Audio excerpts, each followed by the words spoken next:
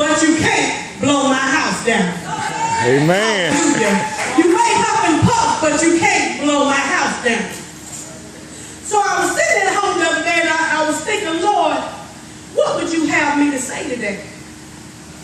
So the Spirit took me to the fable of the three little pigs. Do y'all remember the three little pigs? Yes.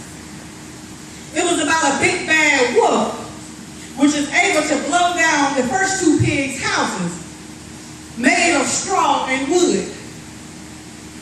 But he is unable to destroy the third pig's house because it was made of bricks. The brick house remains defeated. The brick house remains and it defeats the wolf by having him fall. The pig has him fall into a hot pot of boiling water. In each of these sequels, Fiddler and Fifer would be fooled by the big bad wolf. They would be fooled by his disguises. Despite having been able to see through his sheep's clothing, they still would be defeated. But Practical Pig would always defeat the wolf in the end. See, in this fable, we see that the big bad wolf, who is obviously the enemy, and he's standing outside of their home trying to blow the pigs' houses down. But the first pig that went off, he met a man with a bundle of straw and said, "Please, man, will you give me that straw so I can build my house?" So the man gave him the straw, and he built his house. So here comes the big bad wolf knocking on the door, saying, "Will you please let me in?" And the pig said, "No, not by the hair of my chinny chin chin." So he said, "Well, I'll huff, and I'll puff, and I'll blow your house down." Well, like I said, the story goes, he blew the first pig's house down. So the next pig came and said, "I'm going to build my house with some sticks." He said that, and he talked to the man, and the man let him have his sticks. So he went on and he built his little house. Here comes the wolf again saying, "Knock, knock, knock. Can I come in?" Second pig said, "No, not by the hair of my chinny chin chin." So he said, "Okay." Wolf said, "Okay. Well, I'll huff, and I'll puff, and I'll blow your house down." And the second pig's house, of course we know, got blown away. Fell down. Blown But down. here comes the Practical Pig. He comes up and the wolf, and the Practical Pig goes out and he asks the man if he could borrow some of his bricks to build his house. So the man gave him his bricks and he built his house, and the wolf came knocking and said, little pig, can I come in?"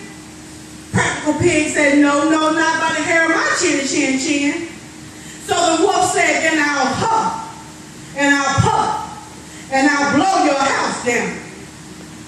But this time when he huffed and when he puffed and when he huffed and when he puffed, the house was still standing. Woo! Go ahead. But he could not get that house down.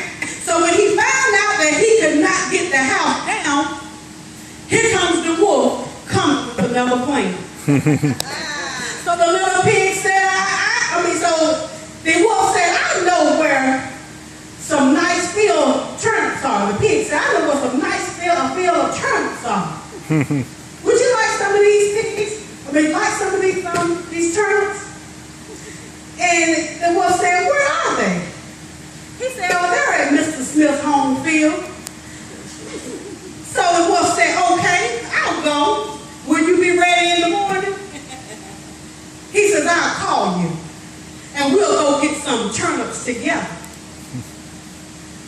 But Practical Pig, some reason he knew that this was still the enemy.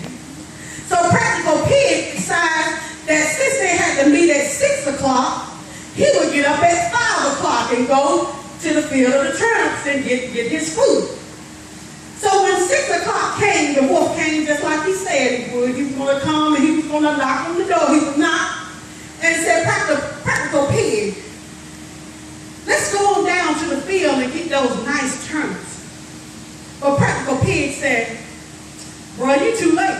I already done cooked my turkey. I don't know what you got going on. I already done cooked my food. So of course, you know, this made the wolf mad. So then he had to come up with another plan. So he said, I know where there's some nice apples there. So he said, I'm down at the Mary Garden. You can see some beautiful apples. So Practical Pig said, oh yeah? So I think I'll go down to Mary Garden and check these apples out. Because I don't believe I could have a taste for some of these apples, you know. So he went on down to Mary's Grove and for some reason, of course, you know, he decided he was going to go a little bit earlier because he knew that the wolf had some tricks. Go ahead. So he decided that he would climb up the tree and go ahead and start getting those apples. But as he climbed the tree, he could see out in the field that the wolf was coming. So he didn't have time to get away. So the wolf came down and the big bad wolf said, you already here? I thought we was going to meet at a certain time. He said, well, I decided I would go ahead on and get a head start. You know, I'm going to get some of these good apples. But he knew that the wolf was trying to deceive him. So what Practical Pig did was he took one of those apples off the tree and he threw it way out so that way the wolf would run out and get this apple. Well, the wolf fell for the trick, and when he ran out to get the apple, Practical Pig jumped out the tree and he ran home. So the wolf said, you know what? This pig is a trip. This pig ain't trying to, you know,